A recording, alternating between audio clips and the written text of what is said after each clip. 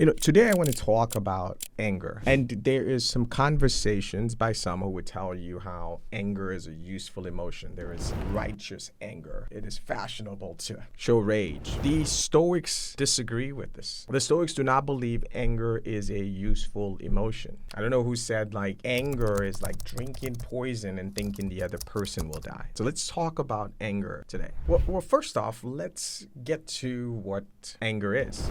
Anger is usually not a thoughtful thing. You don't sit around and plan to be angry. Anger is usually this reaction to something.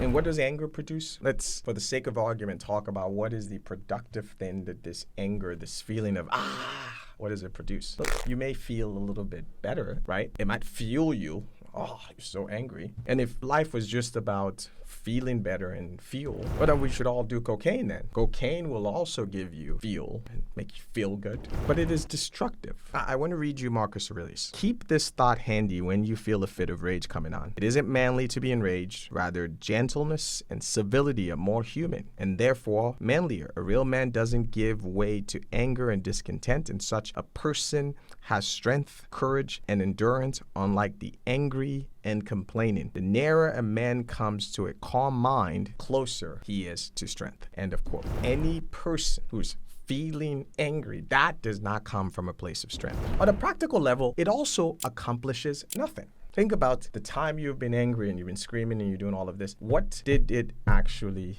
accomplish? It also depletes your energy. So something happens. Instead of saving your energy to do something productive about it, to be thoughtful about it, right? Your brain power uses energy. Your physical things use energy. You instead divert all of your energy to anger. And then you are drained and you can't think clearly and you don't have any energy to do something productive. And maybe for me, the most irrational part about anger is you are now being controlled by somebody else when you're angry. Why? Because generally your anger comes from something happened, some circumstance. You're mad at society, your husband, your wife, someone who cuts you off on traffic. They are now controlling you. Let me read you a quote from Epictetus. Any person capable of angering you becomes your master. He can anger you only when you permit yourself to be disturbed by him. End of quote. So you all of a sudden, you are Mr. or Mrs. Independent and you have control over your own actions and your own thoughts. And all of a sudden, you outsource that. You give away your own agency in exchange for feeling better. I got that out.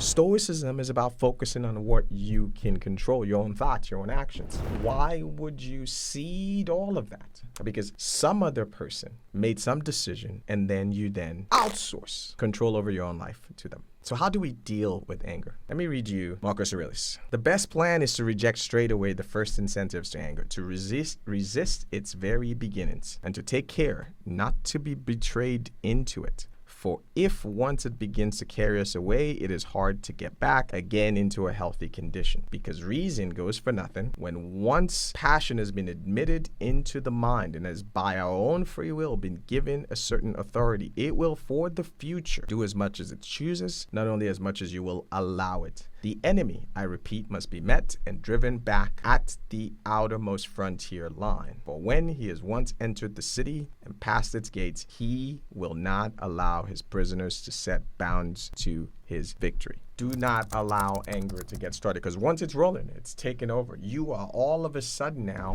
yelling and screaming at that light for someone who cut you off. It's taking over. You no longer have your own agency. So it's making sure we talk about the tools and the skills you need to make sure it never takes hold to begin with. So how do you prepare yourself so that you do not fall victim to anger?